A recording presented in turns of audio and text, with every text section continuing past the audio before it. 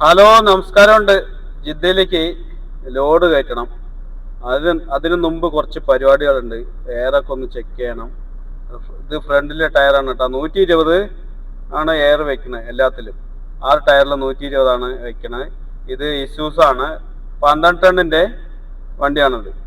അപ്പോൾ ഇതിൽ ഞാൻ 120 വെക്കണേ. നിങ്ങൾ എത്രയാണ് വെക്കണമെന്ന് വെച്ചാൽ നിങ്ങളുടെ വണ്ടികളിലൊക്കെ അത് കമൻറ്റ് ചെയ്യും.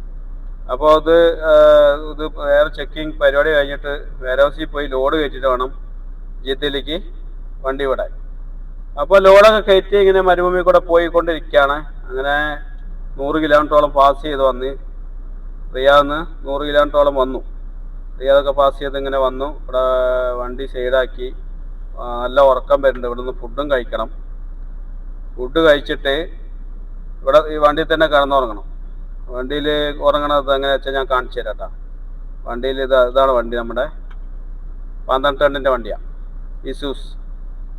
ആ കാണുന്നുണ്ട് അവിടെ ഒരു ഹോട്ടലുണ്ട്, മലയാളി ഹോട്ടൽ. ഇവിടെയാണ് സാധാരണ നിർത്താറ്. ഇവിടെ നിന്ന് കഴിക്കാറുണ്ട്. അതുകൊണ്ട് ഇവിടെ വണ്ടി ഇങ്ങനെ കുറേ വണ്ടികൾ കൊണ്ടുവിടും. ട്രെയിലർ റിയാദിന്ന് വരുന്ന വരുന്നത് റിയാദിന്ന് വരുന്ന വണ്ടി കേട്ടാ. ആ പോണത് നേരെ തായിഫിലേക്ക്. റിയാദ് തായിഫ് റോഡാണ് ഇത് കാണുന്നത്. ഇനിയുണ്ട് 700 കിലോമീറ്റർ ഉണ്ട്. ഇനിയിപ്പോൾ തായിഫോ അല്ലെങ്കിൽ അവിടെ എവിടെയും പോയി കിടന്നുറങ്ങാം. അപ്പോൾ നമ്മൾ ഫുഡ് കഴിച്ചിട്ട് കിടന്നുറങ്ങാം. അപ്പോൾ നേരെ ഹോട്ടലിലോട്ട് പോവാണ്. ഇവിടെ ഒരു ഇന്ത്യൻ ഹോട്ടലുണ്ട്. ഇവിടെ എന്താ കഴിക്കാനുള്ളത് നോക്കാം. ഇന്ത്യൻ ഹോട്ടൽ കണ്ടോ. അപ്പോൾ ഇവിടെ നോക്കി കഴിച്ചിട്ട് വേണം ഒന്ന് സൈഡാകാൻ. എന്താ ഉള്ളതെന്ന് ചോദിക്കട്ടെ.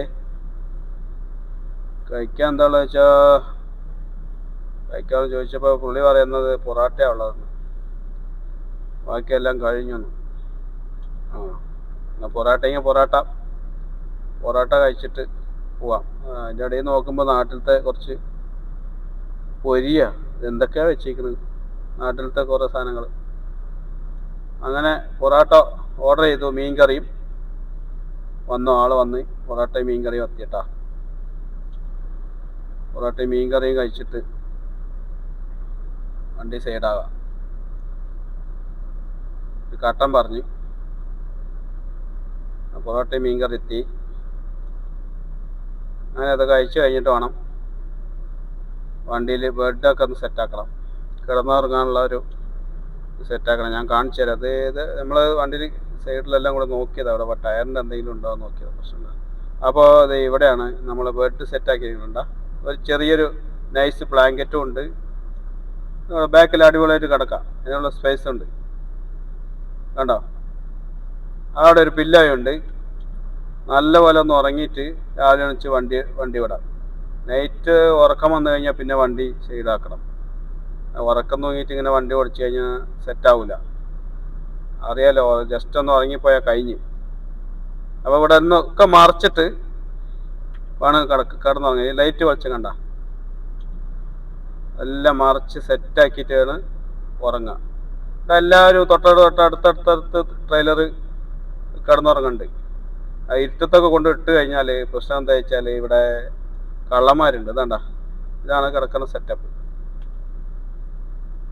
ചെറിയതായിട്ട് തുറന്നു വെച്ചിട്ടുണ്ട്. കാരണം ഫുള്ള് അടച്ചു കഴിഞ്ഞാൽ വന്ന് ആരും തട്ടെന്ന് അറിയില്ല. നല്ല ഉറക്കമായിരിക്കും. നമ്മൾ നല്ല ടയേർഡിൽ കിടന്നുറങ്ങും. ഇതാണ് സെറ്റപ്പ്.